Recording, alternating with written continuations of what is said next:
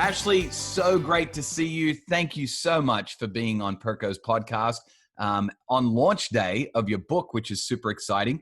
How are you doing, feeling? How's everything going with the big launch day of the book? Yeah, it's going really well, thank you. We're really excited. So we've got our virtual book launch. It's definitely a lot different to what I had expected this book launch would look like. I was thinking, oh, we'll have a really nice venue. We'll have maybe like some drinks and canapes and have friends and family and clients. So it's a virtual book launch, but it's still exciting. And I guess the positive aspect of that is that we can reach more people rather than if we were just to have an in-person book launch, say in New South Wales where we're based. This can have a bigger reach. So yeah, really excited. I'm really looking forward to people hopefully picking up the book a bit more and engaging with the content that we really believe in. So yeah, it's an exciting day. Hey, thank you so much for sending me a copy of the book so that I could read it ahead of time. I have thoroughly enjoyed it. In fact, I personally think it should be on like the must-read list for every business owner, anybody that's involved in leading a team or doing anything in a workplace. I think it's a fantastic tool. And the research that you guys put into it, I feel like also gives it a lot of credibility and could even be almost like a text for people that are in maybe business management schools and that type of thing. I think it's fantastic. So, hey, before we dive into the book though, because I do want to get to that, we have a little thing on Perko's podcast it's just kind of a fun way to start the conversation. I call it 60 Seconds with Perko. I'm going to ask you a couple of either or questions so that we can just get to know a little bit more about who Ashley is and how you tick, how you think, how you're wired. So I'm going to just dive right into a few questions that are either or, and you pick whatever comes to your mind first. So here we go. Coffee or tea? Coffee. Okay. Apple or PC? PC, I think. Really? I'm shocked. I really am. I'm shocked that you would lean that way. What about beaches or mountains? Mountains. Okay. And then dogs or cats? Dogs. Do you own a dog? No, but if my husband and I didn't live in a 1-bedroom apartment in like the inner city suburbs, if we lived in a house with a backyard, we would already have a dog, a golden retriever specifically. A golden retriever specifically. Yeah. Okay, that's awesome. All right, so entertainment, Netflix or YouTube? Netflix for sure. Yeah. Call or text? Oh, I don't mind calling, but I feel like maybe because I'm a millennial, I do like a text maybe before a call. A call out of the blue kind of shocks me a little bit. Yeah. Bit of a generational divide there. Yeah, set me up to know that you're going to call me beforehand. I remember the first time I ever scheduled a call with someone. Before that, back in the day, you just called people. But then I remember the first time that I actually emailed somebody and said, hey, I'd like to set up a time to chat with you and call you. So, hey, what about when it comes to entertainment again, podcast or music? Oh, that's hard. I think I like podcasts, but I'm a bit of a music buff. Like I love music. I sing, so I choose music, I think, over podcasts. Okay, which you're not helping the cause of what we're doing today by choosing that, but that's okay. It's all good. It's all good. All right, meat pie or sausage roll? Sausage roll.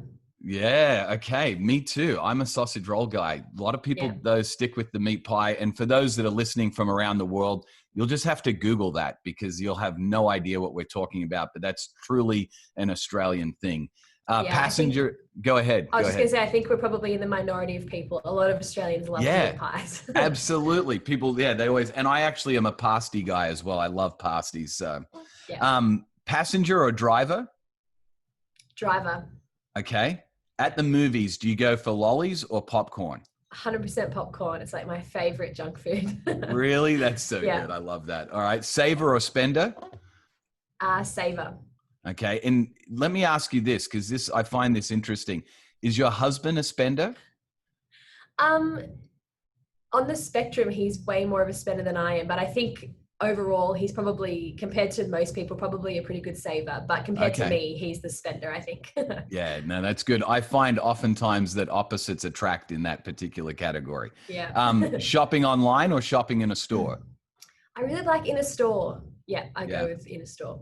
Okay. And then what about working at work, which we're going to talk a lot about today? Do you like working alone more or do you like to work on a team more? I definitely say team. I love working with people.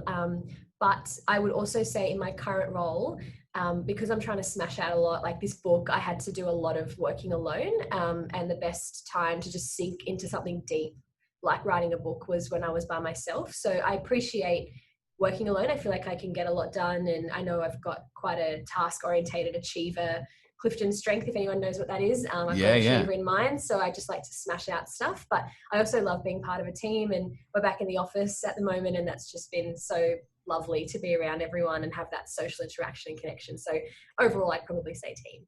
Okay. Are you familiar with the Enneagram at all? Yes, a little bit. A little bit? Yep. Okay. I was just going to ask you, do you know what number you are on the Enneagram? Because you talked about Clifton Strength Finders being an achiever and that kind of thing. I wonder if you maybe are a 3 on the Enneagram, but that's just something you can maybe check out later on. Yeah, absolutely. I love that stuff. Yeah, me too.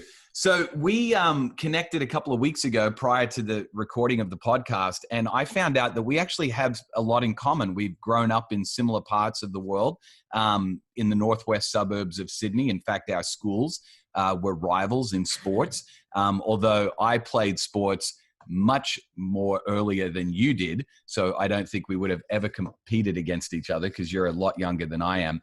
But for our listeners that are not familiar with you and even the McCrindle group and the research that you guys do, I would love it if you would just kind of share a little bit of your journey. Even share with us, because I know that you guys are a faith-based organization and you help a lot of faith-based organizations as well. I'd love it if you'd share a little bit about your faith journey, but then also your professional journey as well. That'd be awesome.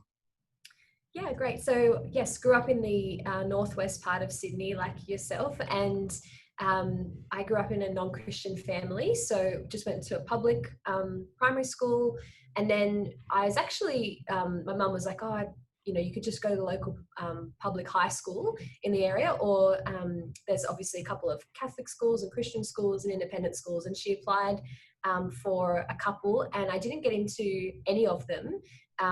Because I wasn't like a local in that area and I wasn't on the waiting list for a few years like you sort of need to be. Yeah. But then at the very last minute, at like the last day of year 6 or something like that in primary school in Australia, I got a call from this private independent Christian school for an interview, and ended up getting in like at the very last minute. And I just thought that was such a God thing in my life, because that school really, I think, changed the course of my life. That's where I became a Christian, through meeting the people at that school and really involved in, like, the school's very involved with chapel and religious studies, and the Christianity and faith aspect is really ingrained into the culture there. It's not sort of just the slogan or a ticker box. And I think that was really instrumental for me, and also just in terms of opening up opportunities for me. And so, yeah, I became a Christian in year 9, so I was 14. Yeah. Started going to our local church, which I'm still at and a part of today, St. Paul's Castle Hill. And yeah, been really amazing, I guess, from there. I guess with my career, I've been really blessed. And again, I can just see God's hand on so many little things, like the journey or the direction I was going, and then something happens and I've pivoted, and, that's God sort of steering me and guiding me. But ended up going to university and doing a Bachelor of Arts in Communication. I had no idea, like most kids, what I was going to do with that. I just encompassed subjects and things that I liked. And then I had a friend who was interning at McCrindle, and she was like, you should really apply. It's an amazing organization. They're looking for someone with our skill set and our degree. And I was like, nah, I want to go traveling. Like, I've never been overseas before. And ended up meeting with Mark and the team. And I just thought, and I prayed, and I was like, oh, I feel like, God, you're leading me here, even though this wasn't what I wanted to do. But yeah, really committed that decision to God and really felt like he was calling me here. And I've been here for 7 years. So obviously really love it. And yeah, like you said, it's an amazing opportunity to use really niche skills like data analytics and research for the kingdom, and to be able to work with so many for-purpose organizations, Christian as well as not overtly Christian ones. And yeah, just really able to have an impact and help, particularly, I guess, churches and Christians understand the changing context that we're living in. That's really our passion, and using research and data communicated in really interesting and insightful ways with wisdom, truth, and beauty is what the words we use around here, which again, I don't know if people are using those words when they're talking about demographics and data, which can be pretty typically boring. But yeah, so that's a bit of my journey with my faith, and also with my career and my time and what McCrindle is all about. Yeah, I love it. I love it. I oftentimes, because I spent so much time living in the United States for the last 15 years or more, I oftentimes will refer to you guys here in Australia, the McCrindle Research Group, as the Barna Group of Australia. Yeah. So I don't know if you're familiar with George Barna and the Barna Group in the US, but Yeah. I feel like you guys do a lot of what they do, but I actually feel as though you are a bit broader as well, because you work with so many for-profits as well, and just, you know, large companies, corporations here in Australia, to help them understand the times we're living in and how to make really great decisions of the data that's available to them. I also love, you mentioned the word beauty when you talked about kind of the purpose of what you guys do with, you know, leveraging data and so on. I think some of the infographics and some of the ways that you then present the data is actually beautiful, and makes it easy for people to consume and to be able to make decisions with it. So I just think you guys do a fantastic job on a number of levels.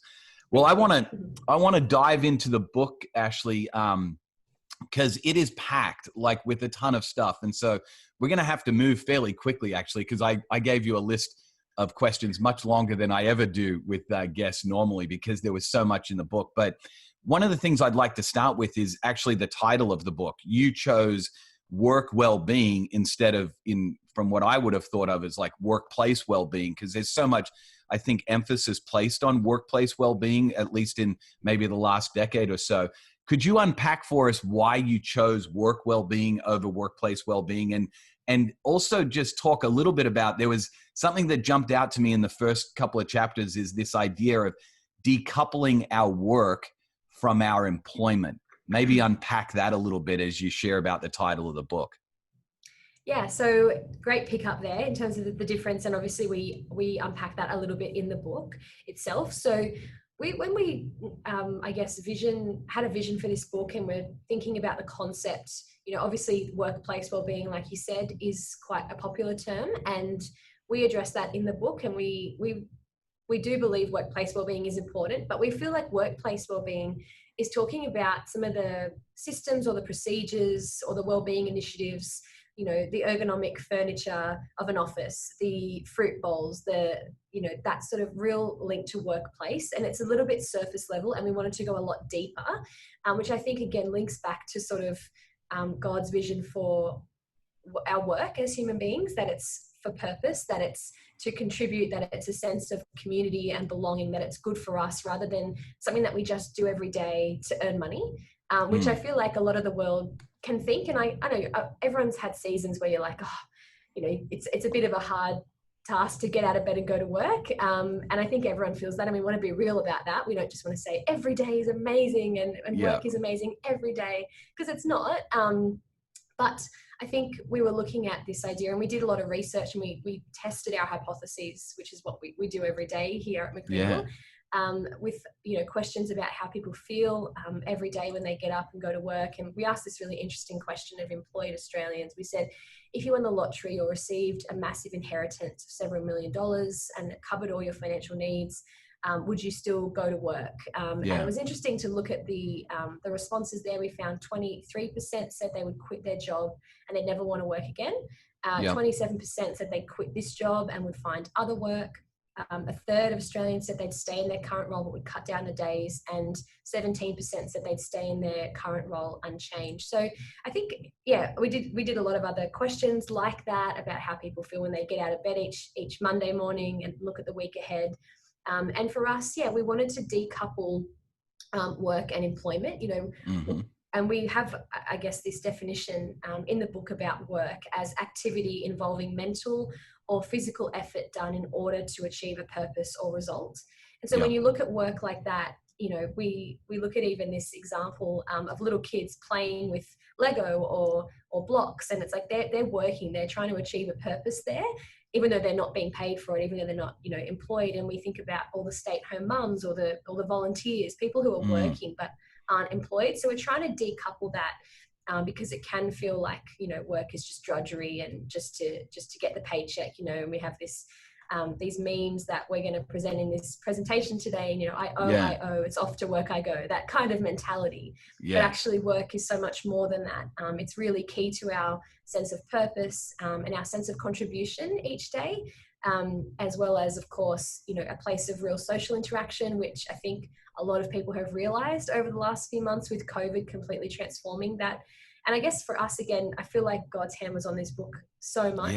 It's actually meant to be published last year and before COVID hit. And I'm just so thankful that that wasn't the case, because COVID's transforming, where and when we work. And of course, the workplace for many people at the moment is their home. So what does that mean for leaders as they try and prioritize their team's well-being? So that's what we were looking at, and we try and unpack that concept early, the difference between work well-being, the role of work in our lives versus just workplace well-being, which we still think is important for workplaces to have good practices, but our concept is a lot bigger than that.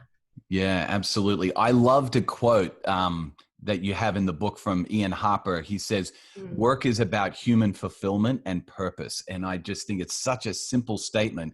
But there are so many people, like you said, actually, that are volunteering their time, or they're working, just not being paid for their work. In fact, so many organizations that I do a lot of work with, churches, not-for-profits, even myself, I'm a manager for my son's basketball team, and then I volunteer for my daughter's school to coach their girls' basketball team.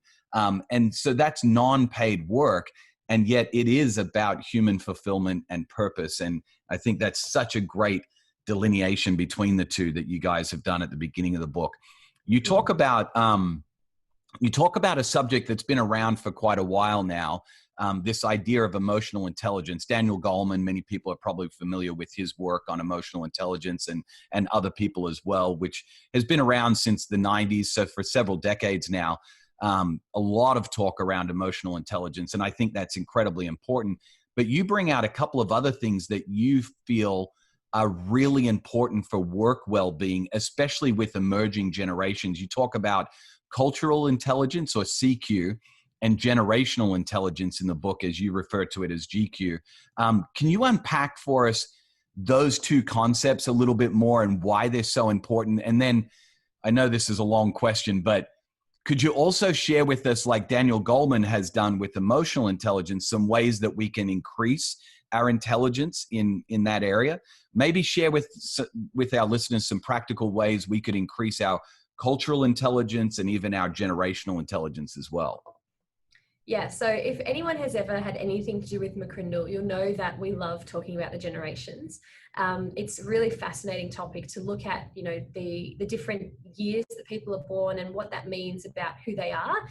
Mark's actually credited with giving this global next generation their name, Generation Alpha. So those aged 10 years and under. And I guess for us, we're really passionate about helping organizations and leaders understand the world that they're leading and the people that they're leading. And that really does come down to the generations. And we do a lot of consulting and a lot of presentations just on how to understand the Generation Zs, those who are aged 10 to 24, because they're so different.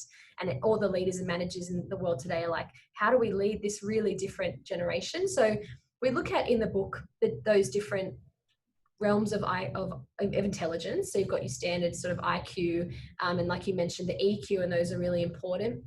But then you've got like you said, the cultural intelligence. And particularly in Australia, I guess prior to COVID, our population growth, 62% of it was from net overseas migration. So Australia is this melting pot of cultural diversity, as are many other nations in the world. And I think over the last few months with Black Lives Matter and all the movements that we've seen, really bringing this to the forefront about understanding how to engage with people and understanding maybe some unconscious or even conscious biases that we might have.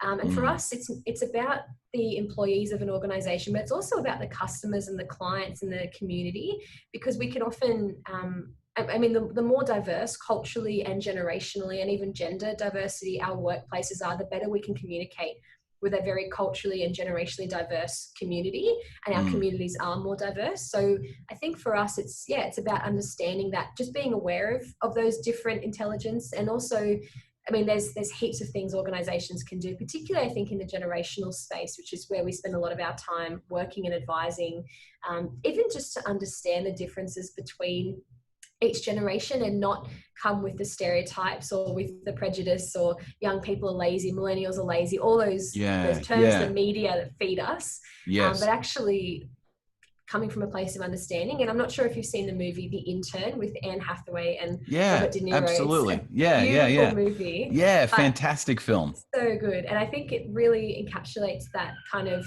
we can write off people of a different generation really quickly, but when we come and approach it from a place of understanding and respect, then we can develop that. And we talk in the book about, that cross mentoring, where old generations mentor younger generations, and perhaps younger generations can upskill older generations in the workplace, or the organization around different skills that they might have. So I think there's lots of different things we can do, but first of all, it comes from a place of acknowledging that we need to be aware of these different intelligences, and then seeking to understand the people that comprise our organization and comprise our communities and our customers or stakeholders or clients as well. Yeah, absolutely.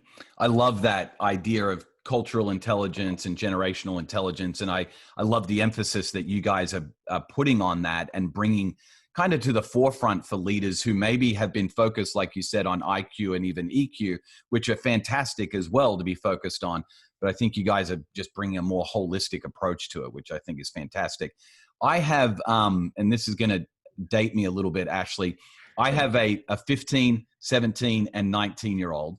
And so they are all entering the workforce as we speak, or a couple of them have been in the workforce for a couple of years now. But as I read this book, I literally thought to myself, man, I hope my kids work in places where people take work well-being and workplace well-being really seriously. And I feel like the entire book has done an incredible job of talking about the importance of it. But if you could kind of summarize why you think work well-being is so important and why it needs to be a top priority for leaders from both a research perspective, but even just a personal perspective as well, why would you say it's so important for leaders to focus on it? Yeah, the whole book is about that. And I think we did some we ran some questions again to sort of in the early stages of the book to get a gauge of where we surveyed Australians, so where employed Australians are at with regards to a number of things. And it was really interesting. We asked a couple of questions. One of them was, what's the most important aspect in your workplace? And we listed like 17 different answers. So it was relationships with peers and colleagues. It was accessible leadership styles. It was flexible working conditions. It was all these different things. And we did use the term workplace wellbeing rather than work wellbeing, because this was early on and most people identify with that concept. Yes. And we found that 72% of Australians and that think that it is extremely or very important to have workplace wellbeing as an element in their workplace. That was above all the other things that we listed. So that really confirmed for us that it's on the heart and the mind of Australians that we want to achieve better wellbeing in our life and how that pertains to work. We also asked this question, when you think about the future of work, which do you think will have which of the following will have the biggest impact? And we talk a lot about the future of work. A lot of people think it's robotics and computerization and computers coming for our jobs and that sort of thing. There's also the demographic trends, like an aging population that's going to impact where the workforce really needs to focus on. And then obviously COVID's come in and transformed where we're working and the working from home and the flexible working, the remote working. So we asked some of these questions, tested some of these different trends, and actually it was the mental health and stress of workers that came out as the top answer for Australians in saying this is going to have the biggest impact on the future of work. And of course, wellbeing is more than just mental health and stress, and we look at this really holistically in the book. But for us, it was just really telling, and we were, thinking about this already, that Australians are even thinking about this in terms of well-being and the importance of it in our life. And also the fact that we're living longer and we're working later into our life. So we have to run this work marathon for longer. And a lot of us are in the knowledge economy where we're not swinging shovels or on the floors of factories, even though of course that still comprises a part of our workforce. Yeah. But you need to look after your mental and emotional health, which is really important, rather than just your physical health for the future of work. You want to be engaged in what you do every day. You want to find purpose in it, and that can all contribute to having a work and a job that contributes to your well-being, rather than is a hindrance to it, or I've just got to get through this work so I can get to the weekend, because that's where I enjoy my life. And also the fact that we spend a third of our waking hours at work, and so it's a place that we need to get well-being right if holistically we want to thrive and flourish. So that was, I guess, some of the reasons why we really believe this needs to be at the forefront, and also for the fact that again, it's on the hearts and the minds of employees. And we looked at all these different aspects as well towards the back end of the book around, is this concept just a nice to have? Is it just a really aspirational thing, or does it actually relate to some return on investment? Because that is if we're talking dollars and cents. Yeah, absolutely. That's right. There's profit margins. We're in business to make a living. And we can't just, go under financially, or else we'll have no workplace well-being to even be able to help create. Yeah, exactly. So we look at some of that as well. And it was fascinating to, again, draw some real correlations and some links between people who said that their organization prioritizes the well-being of employees versus those who said they didn't. And just all these things around work satisfaction, around also their own life satisfaction, and their productivity. So it really does have an impact on that bottom line, which a lot of course, workplace leaders and businesses are needing to think about. Yeah. Ashley, you mentioned it just a moment ago, and you mention it quite a bit in the book. You talk about the fact that this is a holistic approach. And so, yes, it does take up a third of our waking hours, but then there are 2/3 of our waking hours that we're not engaged in work, so to speak. So I know for a lot of leaders, if you read a book like this, you can sometimes feel like the pressure is on you, especially if you're a leader in the workplace, or the burden is on you to make sure that everybody's finding their purpose and everyone feels fulfilled. And like all of a sudden it can become almost like this weight too heavy to carry. You talk about in the book how that it's actually not just your burden as the leader in the workplace. Can you unpack that a little bit and maybe share some ideas of how engaging other things in the community are really important for the holistic approach? Yeah, absolutely. And it was interesting because in our research, it was 83% of Australians who said workplace wellbeing is an important aspect of work, and that it's also the employer's responsibility. And so we look at that and we acknowledge that, and we do believe there is a level of responsibility, particularly, I guess, when it's around the workplace. But then again, we're looking at work wellbeing, not just workplace wellbeing, not just the practices of a physical workspace. It's much broader than that.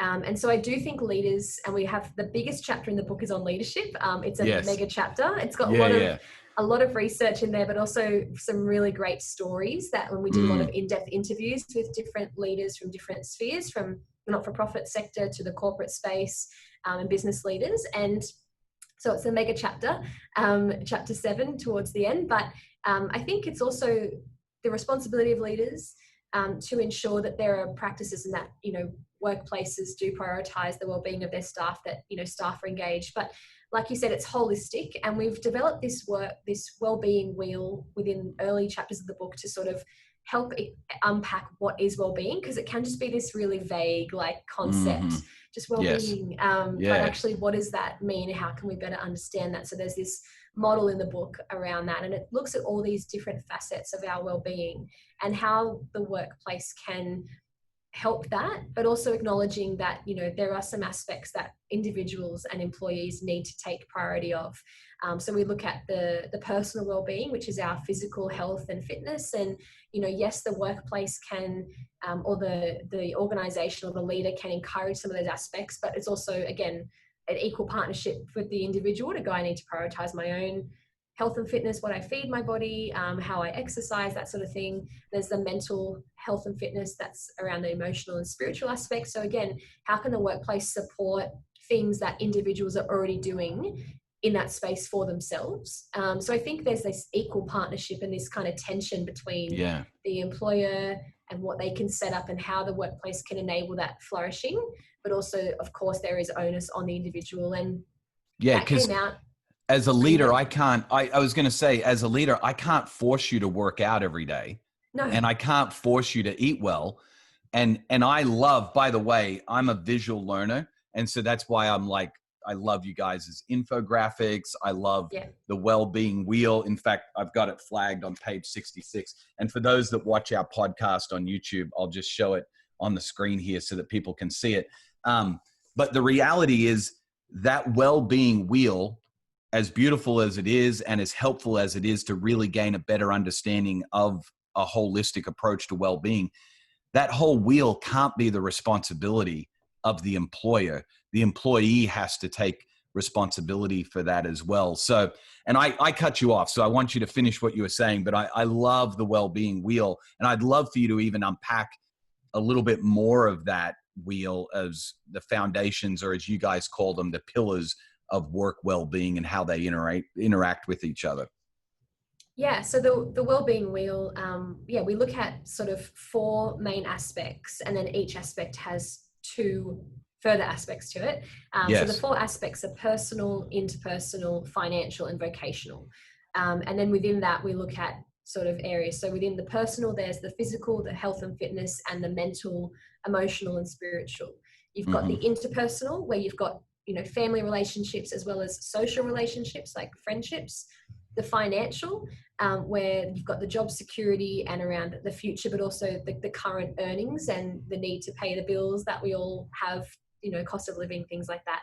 And then the last aspect, which is vocational, and there's the impacts of your current workload, but also the purpose of the organization or the work that you do, which is a bit more long term. So we unpack all of that to help people get an understanding. But I absolutely agree. And I feel like I went on a journey as the author or co-author of this book with Mark, of course, when we were doing this, because we were looking at what the research says and what Australians want, but then speaking to a lot of workplace leaders, and of course, Mark and I being leaders in our own workplace, feeling that tension of going, is the responsibility just on us to facilitate all of this? That's mega, as well as all the other things that we have to think about as workplace leaders. And of course it's not. And one of the interviews I remember doing, which was with Daniel Flynn, who's the co-founder of Thank You.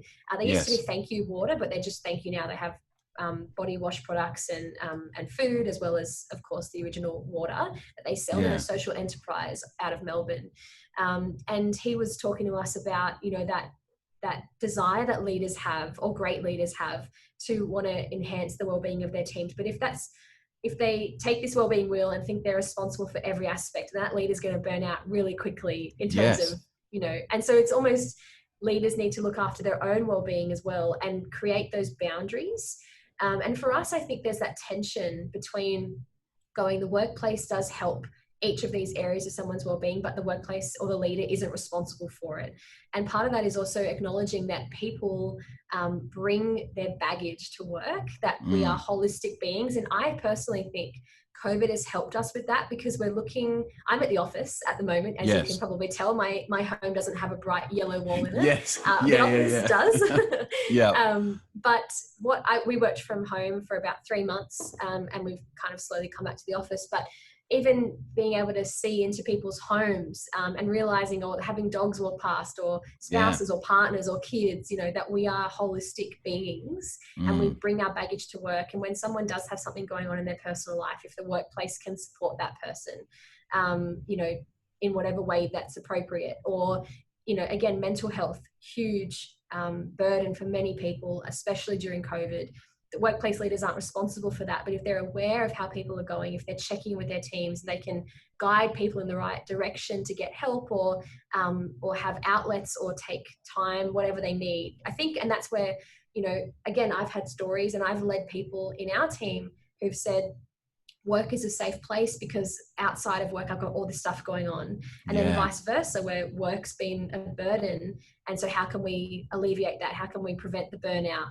So many aspects, so many different facets. It's a big topic, hence the whole book on it, but hopefully it's an encouraging piece, and hopefully I do hope that leaders don't walk away going, oh, another thing I've got to think about or be burdened with, but actually, Yeah. hopefully there's some strategies in there that they can apply to their teams and their workplace where they can further enhance their own well-being and the people that they're leading as well. Yeah. I love, you said something, Ashley, about leaders making sure that they don't burn out. I think probably one of the best ways for us to help ensure work well-being for those that perhaps we're leading in the workplace is that we set the example. So we lead by example. So for example, you may be not able to take care of people's physical well-being in the workplace. As far as, I'm not talking about safety, I'm talking about what they eat and what they're doing as far as exercise. But you can certainly encourage people by setting the example of being a part of some sort of activity where you are exercising. Maybe you're a part of a gym, or like I love to do this crazy thing called Reformer Pilates, which is basically like going into it. It's like a torture chamber is basically the way I describe it. So you go strap yourself in and then you just get tortured for half an hour to an hour or so. But those are the kinds of things that maybe I can't provide at the workplace, but I can certainly connect my employees or people on my team to places outside the workplace where they can engage in those things that will help with well-being, including even like the spiritual and the emotional, the mental side of things, of being able to help people connect with maybe organizations like churches or faith-based nonprofits where they can get access to things that will help them spiritually and mentally and so on. So I think as I'm reading this, the wheel is a great way to understand the variety of things that need to be focused on or need to be a priority. But then it may be also a great tool to say, okay, what can we do in the workplace? But what can we then connect our staff and our teams with outside the workplace that they can use their own initiative to engage with? I think, I thought it was fantastic. So another thing you talk about in the book that I think is really incredible is this idea of employee engagement. And you actually refer to something that I'm very familiar with because of my years in the business development and marketing and sales areas in that space. This idea of a net promoter score, which a lot of businesses will do surveys to try and figure out, hey, what's the likelihood of you recommending fill in the blank product, service, company, or whatever to your friends and family and so on. And from that, they develop this net promoter score to help their business really understand, are their customers that engaged?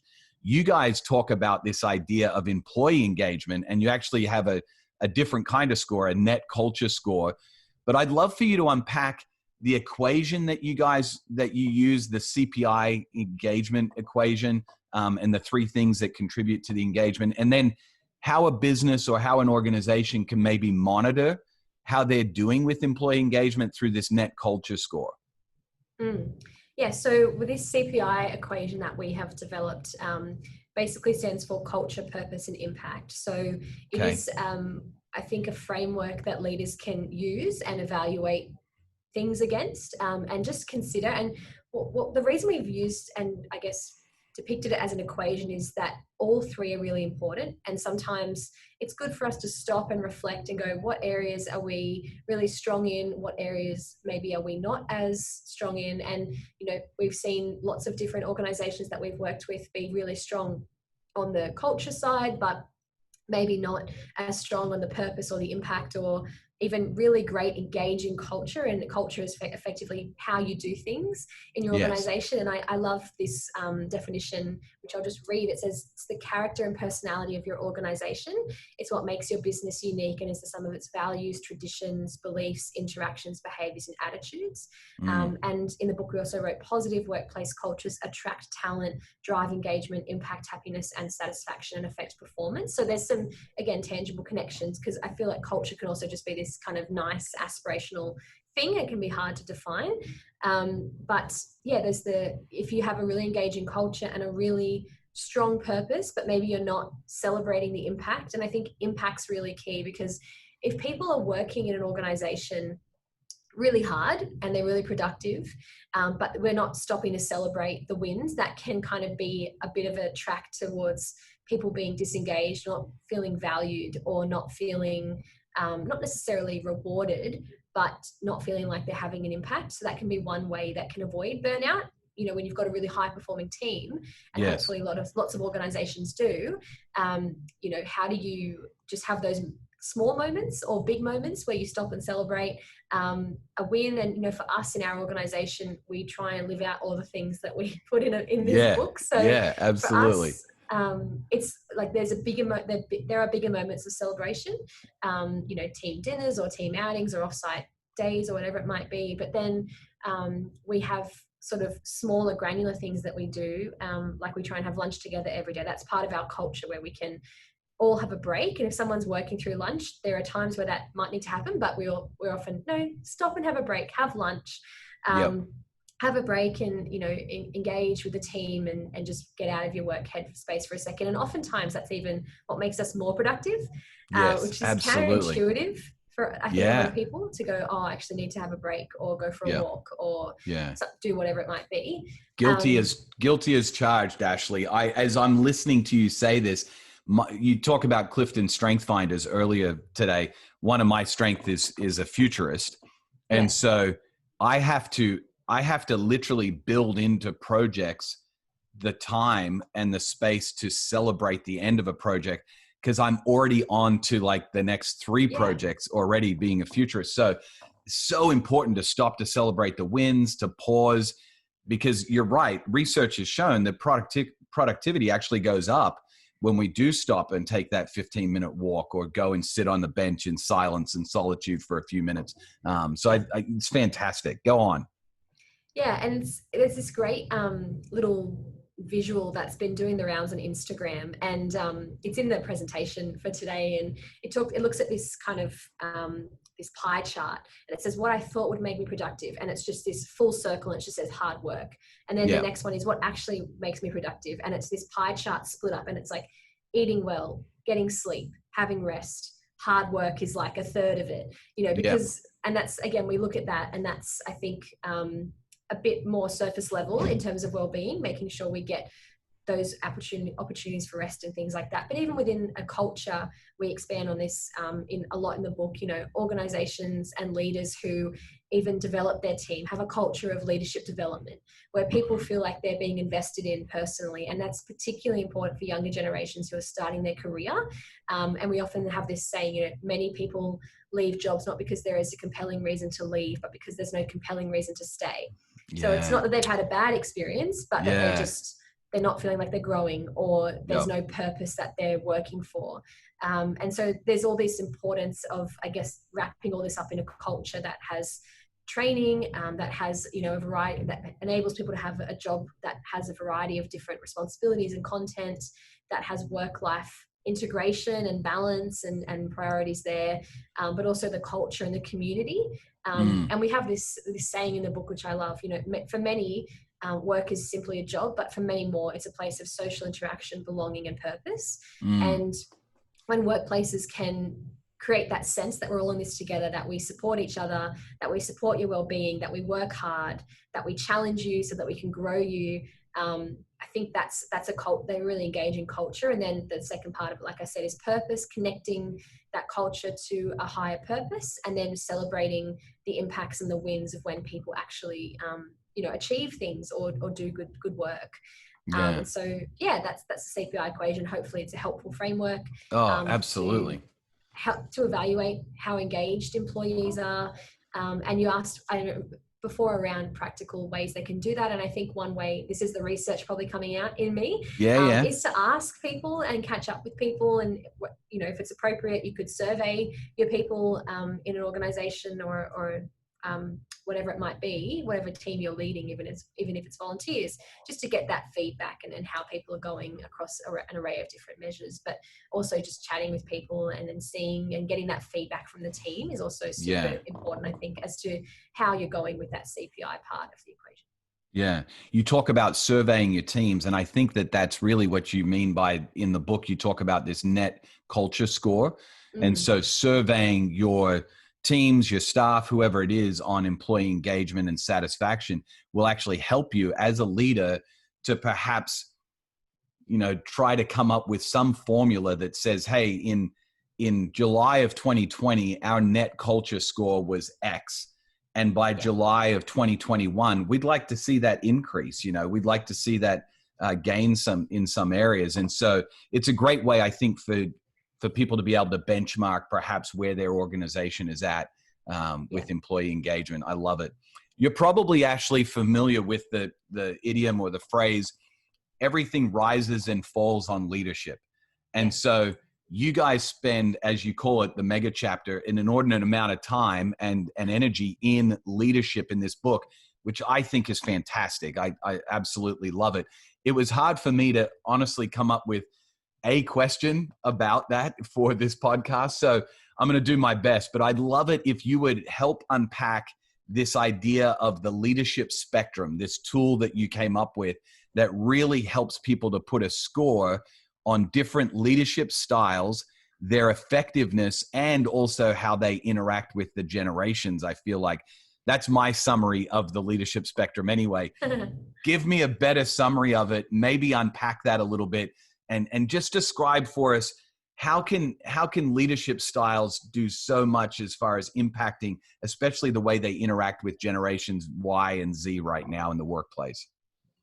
Yeah, so we have this leadership spectrum diagram in the book, and we unpack that a little bit. And it looks at like the two axes. You've got autonomy and you've got authority. So authority of the leader and autonomy of the team. And it's, I guess, finding this balance between those two aspects of leadership. And we look at 9 different sort of styles of leadership, from the controlling, where the leader is very authoritarian, it's top down, to coordinating and delegating, from directing to guiding and empowering, as well as advising, collaborating and participating. So the 9 sort of different styles. And like you said, we've scored them each in terms of the time it takes and the output and the ownership. So there's all these different aspects going on, I think, when you're trying to lead a team of people. And yeah, I think it's a helpful model for people to look at and go, where am I sitting? What leadership style do I maybe naturally gravitate towards based on my personality or my strengths or my team or what work you're actually doing? I think that's important to recognize that there's different types of work, and so there might be different appropriate styles. But overall, we found that over time, we've moved away from this command and control leadership style where it's top-down, authoritarian, hierarchical, towards more of a collaborative and contributive leadership style. And again, we tested basically those 2 forms rather than all of the 9. We sort of grouped them into a couple of different types of leadership and tested them with Australians in a survey. And we were talking about, what did you first experience when you began your career? What do you experience today? And what do you want to experience in terms of leadership in the workplace? And it was very much, when I first started, it was a bit more authoritarian and hierarchical. Currently, we're moving away from that sort of command and control, which is, I think, a good thing. Towards more of that coordinating, which is, I think, a really positive step. But I guess for us, it's more about that empowering leadership style where leaders, give responsibility, give opportunity. And I know for me, that's been my personal experience. I feel like I've been able to grow so much because the leaders that I was looking up to said, we believe you can do this and we want you to do it. They didn't just, encourage me to do something. They equipped me and they entrusted me to do it. And that's what empowering leadership is, and giving opportunity. And I guess for me, I love this quote from Richard Branson, who said, if you get presented with a great opportunity and you don't think you should do it, you don't think you can do it, that's when you should do it. Because oftentimes, we sit back and we wait and we go, I'm not ready for that. But it's when you get the opportunity and you've got to do the work and put in the hours and put in the effort, and then you grow into that rather than, being ready for something. So I think that's really, what empowering leadership is about, and that collaborative and contributive model of leadership that the emerging generations are also really looking for in a workplace. They're looking to have input into the conversation. They've grown up in a world of social media where they're used to, contributing their ideas and opinions on things. And I do think, I will say, as much as I'm a millennial myself, and I'm all about empowering the next generation, but I do think, and maybe some older leaders listening going, but they're so entitled and I think there does need to be a little bit of expectation management that they won't be, promoted after the first few months or whatever it might be, because that sometimes can be their expectation. So managing that, but giving opportunity for advancement, for training, investing in your team members, making sure that people feel like they can contribute ideas. And also that relates again to, we talk about this in the book, and we look at the importance of trust and the importance of leaders who enable their teams to fail, because we know that failure leads to innovation. Yes. And so, it's that idea that everyone's around the table, everyone can contribute ideas, even if it's not the best idea, just get it out. Let's collaborate, let's contribute. And that's when we can innovate and respond. And that's so important. It always has been, but it's so important today, particularly in the global pandemic that we're in, that many businesses are facing challenges. So leadership styles really are important, but particularly I think when you're leading the next generation as well. Yeah. I had a great boss for a number of years who oftentimes talked about, we really celebrate excellent failures, he would call them. In fact, he has a podcast now called Excellent Failures, where they just talk about all their failures and how that led to innovation and so on. I would love it, Ashley. You talk about in the book, and I love this term, enlarging leaders. And so you talk about the different things that they can do, which you've just gone over, of empowering and equipping and entrusting and all the other E words that end in ing, which is great. Can you maybe just give us a personal example of how you both have received some leadership from somebody that was enlarging for you, and how you are then reciprocating that to the people that you're leading? Maybe some personal examples of that. Yeah, sure. So it's funny because I guess a lot of my enlarging leadership has come from Mark, who I've co-authored this book with. But when I first started at McCrindle, a lot of what Mark and I do today, Mark was doing, when I started, and that's presenting at conferences and going to the media and speaking to the media. And we do a lot of TV interviews for Sky News and 7 News and the Today Show and all of them, because of all the research we conduct. And so I remember Mark was sort of starting to talk to me about, I think that you might be, I'd love you to have a go at speaking and communicating the research. And I was like, okay, I've done a bit of public speaking. In high school, I did debating. I was vice captain. Like I've done that. I worship lead at church. I'm not scared of getting up in front of people. Yep. And then he sort of said, I've got this opportunity to speak to 7 News about something, and I'd like you to do it. And I was like, there's no way I could go and speak to media. That is a high pressure environment. And you've got to memorize all these stats, and you can't have any notes, and you've got to be eloquent and be the expert on something, on a topic. And I was just like, there's no way. And he's like, no, I'll help you. And that's been something for me that I'm still learning and growing in today. The media interviews, I do them quite frequently, but they're still always challenging and they require a lot of effort. I watched you, by the way, Ashley, recently on the Today Show, talking about baby names in Australia, I think it was, or something.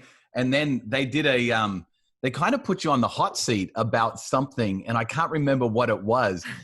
But you did a great job of dodging the question and not actually giving a great, it was something to do with a celebrity, and I don't remember what it was, but I thought that was a really wise way to answer that question, Ashley, on that particular show. So well done. That was really good. Thank you. Yeah, thank you. And, no, what were you going to say, sir? I was going to say, so how do you then, you've experienced that from Mark in your own life, how do you then transfer that as you're leading teams? Like, give us maybe some examples of how you've done that. Yeah, well, I guess the direct example is now I train other people in media commentary. So I've got a team and we're really passionate at McCrindle about creating multiple voices. And so that's, I guess, the heart behind Mark going, I want you to be able to speak. I want you to be able to deliver media commentary. And so I'm in just a team of people who do that regularly. But I've had a little bit more experience. And so I do the training with them, and I go, and I've had that, it's funny because I've had that conversation with someone. I went up to my colleague and I said, so Channel 9 are going to come to the office and they're going to film, and I'd love you to do it. And just that look of like pure terror and fear, and Yeah. going, me, Yeah.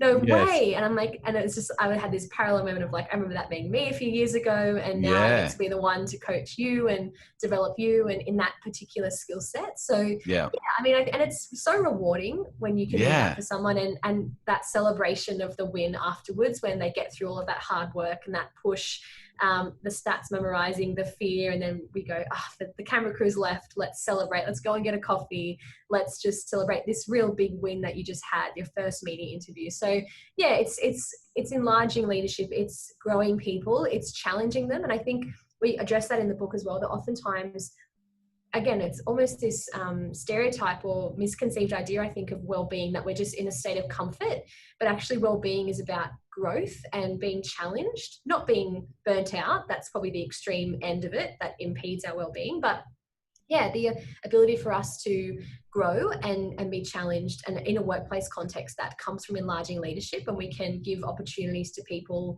for them to step outside of their comfort zone and try something new, and then do that over time and grow in that area. So yeah, it's been something that I've experienced, and that, yeah, I really enjoy giving opportunities to others in the team as well. Yeah, I love it. Hey, I'm going to give you. I've got one final question, because I know our time is short, and you've got a launch party to get to, which I'm super excited to be able to see today. I would love it if you would just begin to unpack a few things for us around soul care personally. And this podcast, as you know, is all about helping people reach their goals without losing their souls. I actually think, I'm going to go out on a limb here, I think you missed the right title for your book. I thought it should have been How to Care for Your Soul at Work, because so much of what you're talking about at work, or not just at work, but in work, is actually tied to your soul, because God, I believe, created work for us to have purpose and fulfillment. Yeah. So could you share with us, maybe either in the workplace or in work or even outside of work, do you have any personal practices and rhythms that are kind of like your go-to for caring for your soul? You talk about worship leading at church and different things that you're involved with outside of work per se. What are some things that you love to go to that you feel like are just life-giving and care for your soul, some practices and rhythms? Yeah, so I think for me, and it's a little bit ironic, because I've written a book on work well-being, and I, definitely don't think I'm there yet in terms of, it's a constant journey and a constant state of flux. And even for over the last few months, like, our business hasn't been immune to the challenges with COVID, and we've had to readjust and pivot. And I feel like my workload's just expanded a lot, trying to launch this book. We're working on another one at the moment. So I feel like, it's a high pressure environment, and that achiever status in me can work late. I'm like, I've written a book on wellbeing, I really need to go home now. I'm working on, I have to say, I'm working on that. I'll be real about that. But that's why we call them, actually, that's why I call them practices.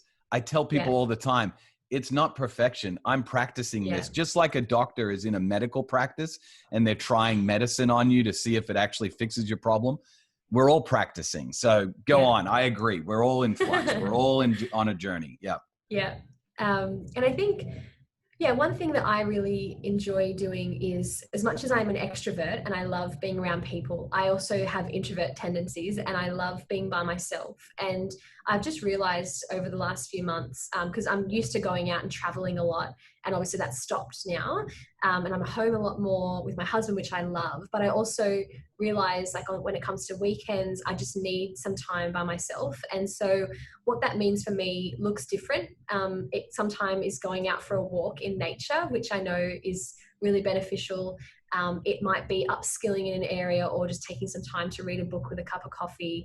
Now, I say this, I don't have children yet, so I'm very empathetic to those who do, and who just say, what a luxury that would be.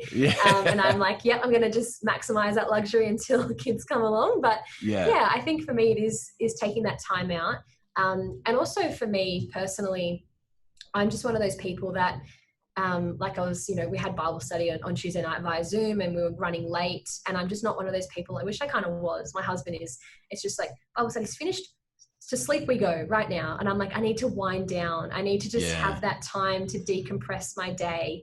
And whatever that looks like. Normally for me, it's a cup of tea at the end of the day. And it's sometimes watching TV. Sometimes it's just sitting Sometimes if I'm feeling very attuned to my well-being, it might be like a small meditation or a yoga practice or something, just to sort of wind down and reflect. And that for me is really important. I feel like that helps my soul, and really so connect good. with what has happened in the day, being grateful, reflecting on some of the challenges, and being ready for, another day, the next day, which is going to be really high impact, high performance. But yeah, just to have that time to reflect and connect with God. And I think also practicing gratitude has always been something I've really found to help me gain perspective when things perhaps aren't going well in whatever sphere it is, but just to be grateful. And over the last few months as well, like for me, my work has been busier than I think I've ever had in my whole life. And it's been challenging, but I'm also really grateful to have a work that I love, that work that has purpose, that has an engaging culture. And so, reflecting and being grateful is also something that I try and do regularly that really helps me. I love that.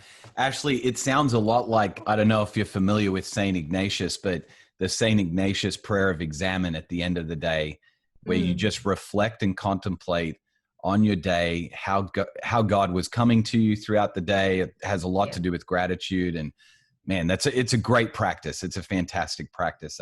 I would encourage you to keep it up. I think it's fantastic. So it's awesome.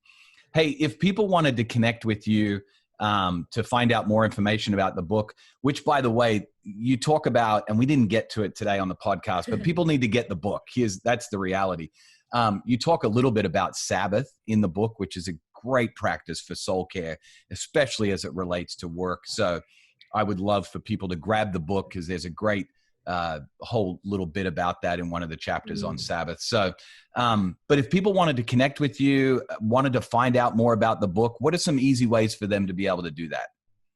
Yes, we've set up a little website to host the book, where you can go to purchase it if you were interested in watching back that virtual event that we're actually going to be doing today. Then you can watch that. So that's workwellbeing.com.au, and we're going to use that and build that over time and add some resources from the book, things like that, some of the models. But then I guess more broadly, McCrindle, we like to think, and I believe we are very generous with a lot of our research.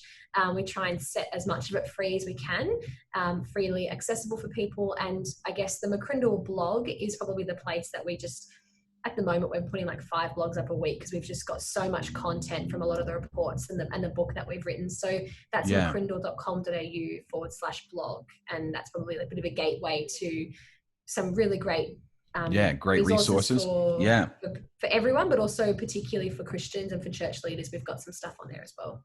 Yeah, so good.